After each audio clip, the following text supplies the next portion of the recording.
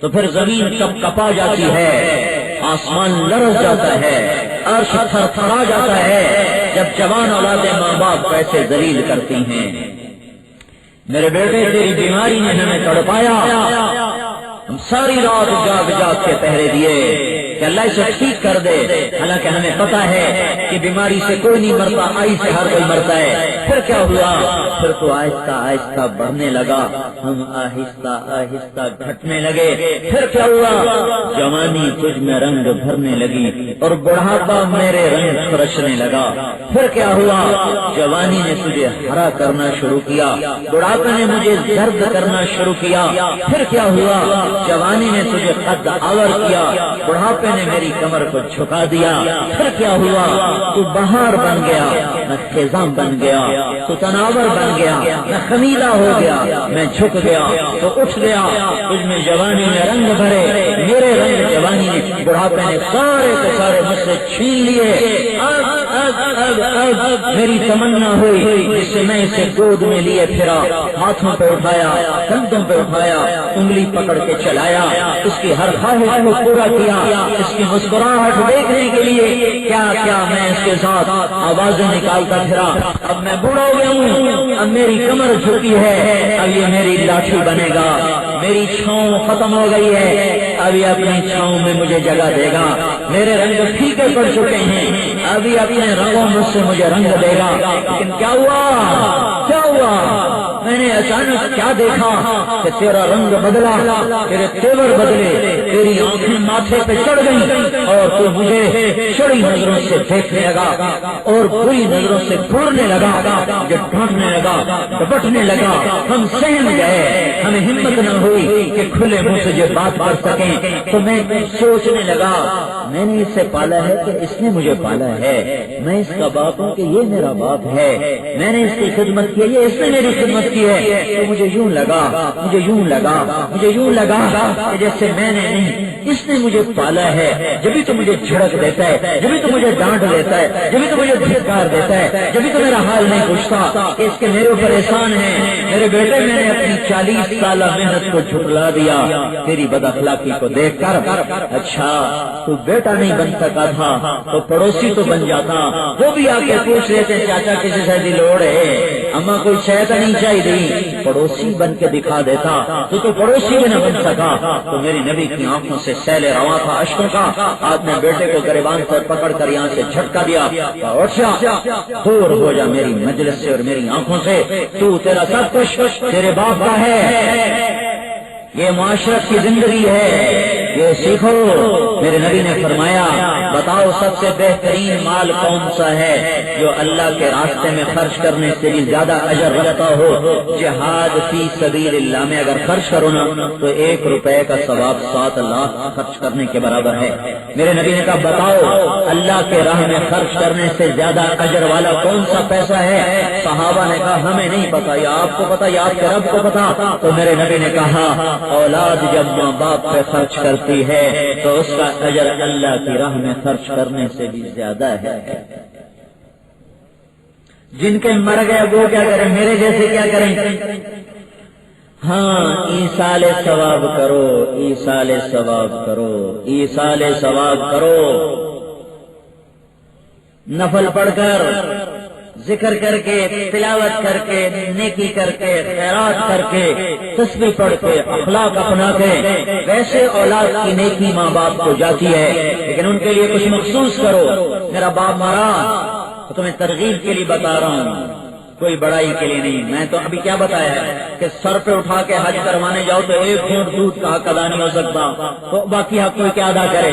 میرا باپ مرا، میں نے اس کے لیے 12 رکعت زندگی میں طے کیے کہ اس کے اپنے باپ کے لیے پڑھوں گا 12 نفل۔ پھر میں جب میری ماں مری 1988 میں باپ کا انتقال ہوا، 2001 میں ماں کا انتقال ہوا، تو میں پہلے سوچتا رہا اب ماں بھی چلی گئی، 12 وہ 12 اور پڑھوں، اوپر سے اتنی مصروفیت، سفر سفر سفر سفر، نہ لوگ چھوڑتے ہیں نہ کام چھوڑتا ہے، تو پھر میں نبھا سکوں گا نہیں نبھا سکوں گا۔ پھر میں نے اللہ سے دعا کی اللہ ماں کا میں حق کہاں ادا کر سکتا ہوں، مجھے لکھوا دے اپنے، یا اللہ ان بندوں میں جو ماں باپ کے فرما بردار ہوتے ہیں تو 12 مہینے ماں کے لیے پڑھنا شروع کیے. وہ دن آج کا دن میں نے کبھی ناغا نہیں کیا. 24 رکعات کیسے میں 12 اپنے باپ کو اصال ثواب کرتا ہوں, 12 اپنی ماں کو اصال ثواب کرتا ہوں. اتنے سفر کے ساتھ, اتنی مصروفیت کے ساتھ, اتنی مشقت کے ساتھ میرا بدن ٹوٹ رہا ہو, میں لڑک لڑک کے بھی ضرور وہ رکعتیں ادا کرتا ہوں. اس لیے نہیں کہ میں نے حق ادا کر دیا, میں تو ایک گھونٹ دودھ کا حق نہیں ادا کر سکتا. کیسے ہو سکتا؟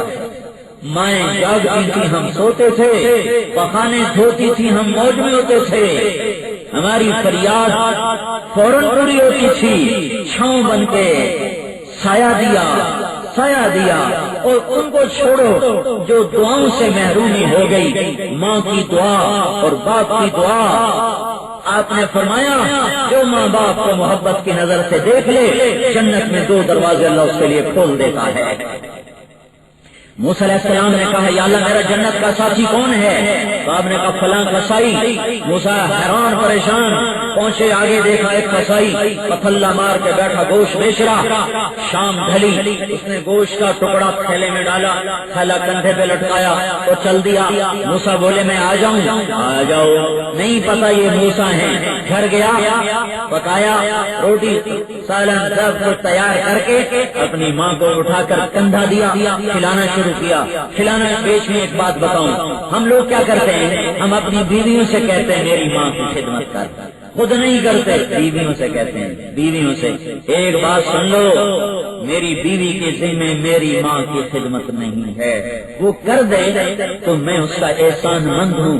اگر وہ کہے کہ میں نہیں کر سکتی تو یہ عورت نافرمان نہیں ہے. اگر اس کا خامد اسے مجبور کر رہا ہے تو خامد مجرم ہے, عورت مظلوم ہے. تو کر, تو نے چھاتیوں کو 2 سال نوچا ہے, تو نے اس کے ناخنوں میں پخانے کی بدبو کو بٹھایا ہے. وہ مر گئی اور اپنے ناخنوں میں تیری بدبو لے کر گئی ہے. وہ مر گئی اور اپنی ہڈیوں میں تیری تربیت اور پرورش کا درد لے کر گئی ہے. تیرے ذمہ ہے ماں کی خدمت, تیری بیوی کے ذمہ نہیں ہے. یہ ہماری معاشرت کے مسائل ہیں. نہ کوئی بتاتا ہے نہ کچھ سناؤ تو کہتا ہے کچھ مسئلہ کٹ ہے. پھر کون کرے ساڑی ماما دی, تو کر, میں تو دکان تو ویل نہیں بند کر. وقت میں آپ کسائی کو دیکھو کیا کر رہا ہے. موسیٰ علیہ السلام دیکھ رہے, وہ کھلا رہا ہے, اس کو ایسے لٹایا تو اس نے کچھ کہا. موسیٰ علیہ السلام نے کہا بھائی یہ کون ہے؟ کہا جی میری اماں. کہا جی میں صبح جب جاتا ہوں نا تو پہلے اس کو کھلا پلا کے جاتا ہوں, پھر جب شام کو آتا ہوں پہلے اس کی روٹی پکاتا ہوں, سالن پکاتا ہوں, اس کو کھلاتا ہوں. اب اپنے بچوں کو دیکھوں گا. موسیٰ علیہ السلام نے کہا یہ کیا کہہ رہی تھی؟ جب تو اس کو لٹا رہا تھا تو کہنے لگا جی پاگل ماں ہے, پاگل ماں ہے. جب بھی اس کی خدمت کرتا ہوں تو شروع ہو جاتی تینوں اللہ جنت تے موسیٰ دا ساتھی بناوے. لبلا میں کتے تے موسیٰ کتے ہیں, میں جا کسائی تے موسیٰ کی جوڑے ہیں, کسائی تے موسیٰ دا کی جوڑے. اور جی میں کہاں اور موسیٰ کہاں؟ موسیٰ علیہ السلام نے کہا میاں تیری ماں تیرا کم بنا چھڑے آئی, کم بن گیا ہی. تیری ماں کی دعا نے تجھے موسیٰ کا ساتھی بنا دیا. مر گئے تو بھی اللہ نے راستہ رکھا ہے, اصال ثواب کرو. نہیں کر سکتے خالہ ڈھونڈو, چاچا ڈھونڈو, ماموں ڈھونڈو, پھوپھی ڈھونڈو. ایک شخص یا رسول اللہ مجھ سے بڑا جرم ہو گیا ہے. آپ نے فرمایا تیری ماں زندہ ہے؟ کہا جی مر گئی ہے. آپ نے پوچھا خالہ زندہ ہے؟ کہا جی زندہ ہے. کہا جا خالہ کی خدمت کر معاف ہو جائے گا. سنو, جن کے تم مر گئے ہو تو بڑے بڑے فقیر ہو گئے, جن کے زندہ ہیں وہ قدر کرو, مر گئے تو اصال ثواب کرو.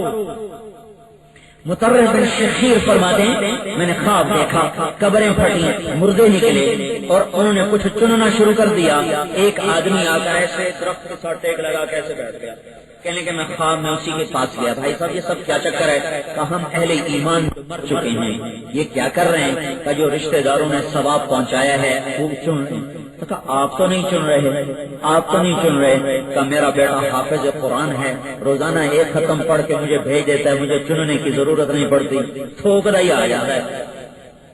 آپ کا بیٹا کیا کرتا ہے؟ برے والا کے بازار میں مٹھائی کی دکان کرتا ہے, اور برے والا اپنے طرف کہہ رہے ہیں میرا بیٹا وہ بورے والا کے بازار میں مٹھائی کی دکان